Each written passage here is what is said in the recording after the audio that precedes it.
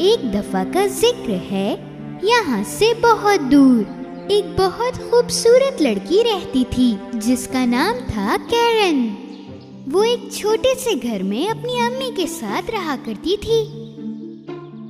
वो अपनी अम्मी से हर एक बात जानना चाहती थी। मम्मी, ये छोटी छोटी चीजें क्या चमक रही हैं आसमान में? ये सब सितारे हैं बेटा।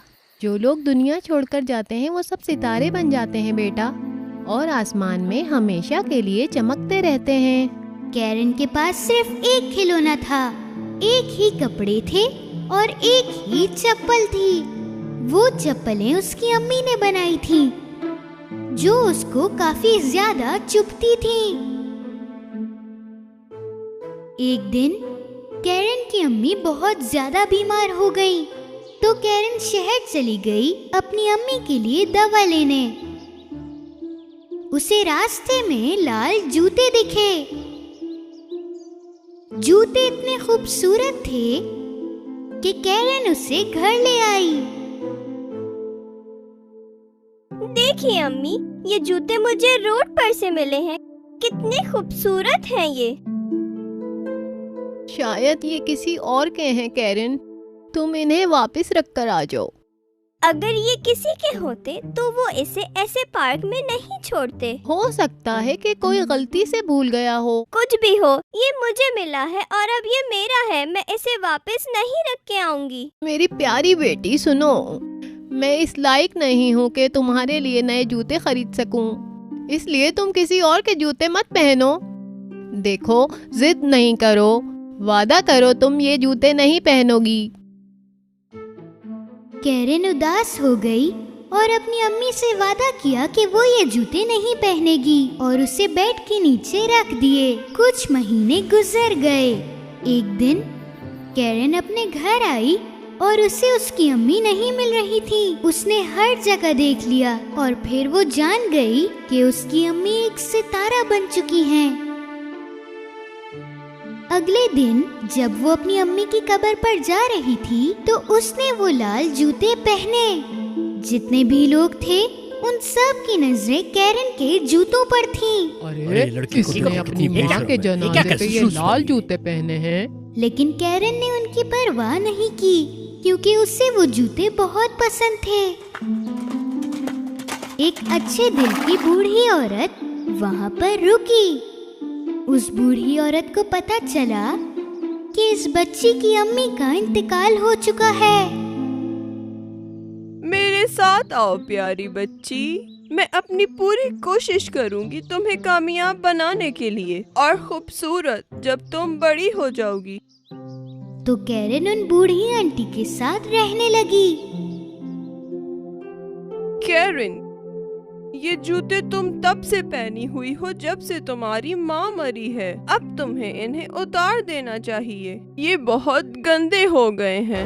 नहीं, मुझे रेड शूज बहुत पसंद हैं। कैरन, अब जिद नहीं करो और इन्हें फेंक दो। मैं तुमसे वादा करती हूँ कि मैं तुम्हें नए जूते दिलाऊंगी। कैरन बूढ़ी औरत को नाराज नहीं करना चाहती थी, इसीलिए उसने अपने जूते कचरे में फेंक दिए। कुछ दिन गुजर गए और एक दिन कैरन अपने नए कमरे में अपने खिलौनों के साथ खेल रही थी और उस बूढ़ी औरत ने कैरन को नए जूते लाकर दिए। लेकिन कैरन को ये जूते पसंद नहीं आए। ये तो नीले हैं और ये बहुत बुरे हैं। मुझे ये जूते नहीं चाहिए। कैरन को अपने लाल जूते बहुत याद आ रहे थे। वो बड़ी होकर बहुत ही खूबसूरत लड़की बनी, लेकिन उसका जिद करना अभी भी खत्म नहीं हुआ था। बूढ़ी औरत जब भी उसके लिए तोहफा लाती तो वो ये कहती, मैं ये नहीं पहनना चाहती बेटा, लेकिन ये मैंने तुम्हारे लिए बनाया है। मुझे ये खाना नहीं खाना। मेरे लिए फ्रेंच फ्राइज बनाएं। एक निवाला तो खा लो बेटा। बूढ़ी औरत बहुत उदास हुई जब कैरन टेबल से उठकर चली गई।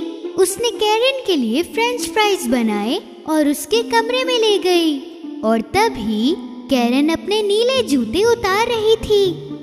देखें, मेरी सारी की सारी चीजें अब छोटी हो गई हैं। मैं अब बड़ी हो गई हूँ। ठीक है, चलो हम बाहर चल के तुम्हारे लिए नए कपड़े और जूते ले आते हैं। फिर बूढ़ी औरत और कैरन मार्केट के लिए निकल पड़े। ये तो बिल्कुल मेरे रेड शूज की तरह हैं। मुझे यही चाहिए। चलें चल के ये खरीदते हैं। कैरन, तुम्हें ये लाल जूते खरीदने की जरूरत नहीं है। तुम्हें ऐसे जूते चाहिए जो तुम कहीं भी पहन सको, जैसे कि हमें किसी के जनाजे में भी जाना पड़े। मैं तुम्हें सिर्फ एक ही जूता दिला सकती हूँ। वो देखो, वो काले जूते। मैं बहुत थकी हुई हूँ। मुझे कोई फिक्र नहीं। अगर आपने मुझे दोनों जूते ना दिलाए तो मैं हर जगह बगैर जूतों के जाऊंगी। ओह कैरन, काश तुम इतनी जिद्दी ना होती। बूढ़ी औरत ने कैरन के लिए काले जूते लिए और उस बूढ़ी औरत ने कैरन को वो लाल जूते भी दिला दिए। बूढ़ी औरत के पैरों में बहुत ज्यादा दर्द होने लगा और वो जिद्दी कैरन से बहुत परेशान हो गई और कैरन अपने नए जूते पहनकर घर वापस आ गई। एक दिन बूढ़ी औरत ने कैरन को कहा कि हमें एक जनाजे पर जाना है। कैरन, याद रहे तुम्हें अपने काले वाले जूते पहनने हैं। एक जनाजे में जाने के लिए ये जरूरी है। कैरन ने अपने काले जूतों को देखा और उसके बाद अपने लाल जूतों को। उसने लाल जूते पहनने का फैसला किया। जब वो लोग घर से निकले तो उसने उन लाल जूतों को छुपा लिया ताकि बूढ़ी औरत वो लाल जूते ना देख पाए। जनाजे पर सबने कैरन के जूते देखे जो कि बहुत चमक रहे थे। सारे लोग एक दूसरे से कैरन के जूतों के बारे में बातें करने लगे। जब बूढ़ी औरत के कानों में वो बातें आई तो वो बहुत गुस्सा हो गई। तुमने वो नहीं किया जो मैंने तुमसे कहा था और तुमने वापस से लाल जूते पहन लिए। तुम बहुत जिद्दी हो कैरन, थोड़ी इज्जत करना सीख लो। एक खूबसूरत शहजादा उस वक्त वहाँ से गुजर रहा था। वो कैरन के पास आके रुका और उसकी तारीफ करने लगा। कितनी प्यारी हैं आप, और ये जूते आप पे कितने प्यारे लग रहे हैं। ओह शहजादे, आप तो मुझे शर्मिंदा कर रहे हैं। तुम बहुत अच्छी डांसर लग रही हो। मैं तुम्हें आज की रात डांस पार्टी में इनवाइट करना चाहता हूँ। तुम जरूर आना। शहजादे की ये बात सुनकर कैरन खुशी से डांस करने लगी, लेकिन कुछ देर बाद कैरन अपने आप को रोक नहीं पा रही थी। ओह, मैं अपने पाँव क्यों नहीं रोक पा रही हूँ? ये आखिर क्या हो रहा है? ओह! कैरन डांस करते करते वहाँ से भाग गई और शहजादा उसके पीछे गया। कैरन, वापस आओ। शहजादे ने उसका पीछा किया, लेकिन थोड़ी देर बाद वो गायब हो गई। कैरन के लाल जूते उससे भी ज्यादा जिद्दी थे। वो जूते उसे पहाड़ों के ऊपर भी ले गए और उससे दिन रात बस नचाते रहे। कैरन के पैर बहुत दर्द करने लगे और वो जोर जोर से चीखती रही। जबकि वो मिट्टी में गए और झाड़ियों में भी गए, लेकिन वो रुके नहीं।